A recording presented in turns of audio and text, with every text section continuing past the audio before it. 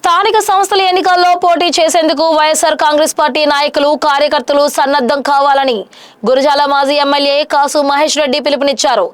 గెలుపు ఓటములతో సంబంధం లేకుండా ప్రజల పక్షాన నిలబడి బాధ్యతాయుతమైన ప్రతిపక్ష పార్టీగా తమ పాత్రను సమర్థవంతంగా నిర్వహించాలని సూచించారు. స్థానిక సంస్థల ఎన్నికలను దృష్టిలో ఉంచుకొని పార్టీ శ్రేణులు గ్రామ స్థాయి నుంచి సమన్వయంతో పనిచేయాలని ఆయన అన్నారు. ప్రజల సమస్యలను తెలుసుకొని వాటి పరిష్కారం కోసం నిరంతరం పోరాడాలని సూచించారు. ప్రతి గ్రామంలో పార్టీ నాయకులు కార్యకర్తలు ప్రజలకు అందుబాటులో ఉండాలని పేర్కొన్నారు. ఎన్నికల సమయంలో పార్టీ శ్రేణులు ఎక్కడ అధైర్యపడాల్సిన అవసరం లేదని కాసు మహేష్ రెడ్డి అన్నారు. కార్యకర్తలకు తాను ఎల్లప్పుడూ అండగా ఉంటానని, వారి కోసం ముందుండి నడిపిస్తానని భరోసా ఇచ్చారు. కార్యకర్తలు ధైర్యంగా పనిచేస్తూ పార్టీ బలోపేతానికి కృషి చేయాలని కోరారు. తెలుగుదేశం ప్రభుత్వం ప్రజలకు చేస్తున్న అన్యాయాలు, ప్రజలు ఎదుర్కొంటున్న సమస్యలను ప్రజల దృష్టికి తీసుకెళ్లాలని ఆయన పార్టీ శ్రేణులకు సూచించారు. స్థానిక సంస్థలకు కూడా మనం సమాయత్తం కావాలి. గెలుపోవటం తీసి పక్కన పడేయండి.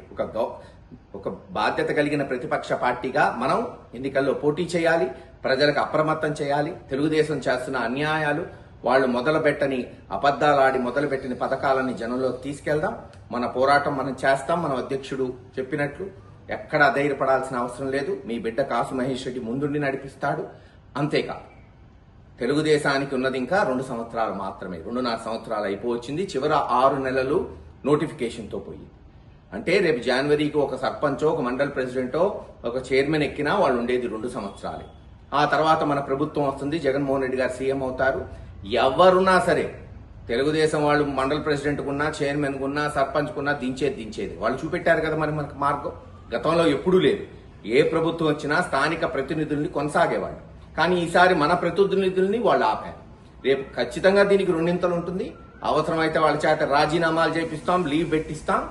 ఈ రోజు ఎవరైతే పంచాయతీలకి, మండలాలకి, జడ్పీటీసీలకి, చైర్మన్లకి మన వైఎస్ఆర్సీపీ తరఫున నిలబడ్డారో వాళ్లే రేపు 2029 జూన్ నుంచి ఆ తదుపరి వచ్చే స్థానిక సంస్థల వరకు వాళ్లే ప్రతినిధులుగా ఉంటారని తెలియచేస్తున్నాను. గతంలో కూడా ఇదే జరిగింది, గుర్తుపెట్టుకోండి. 2014లో ఓడిపోయిన సర్పంచులు, మండల్ ప్రెసిడెంట్స్ ని నేను ఆ రోజు లేను.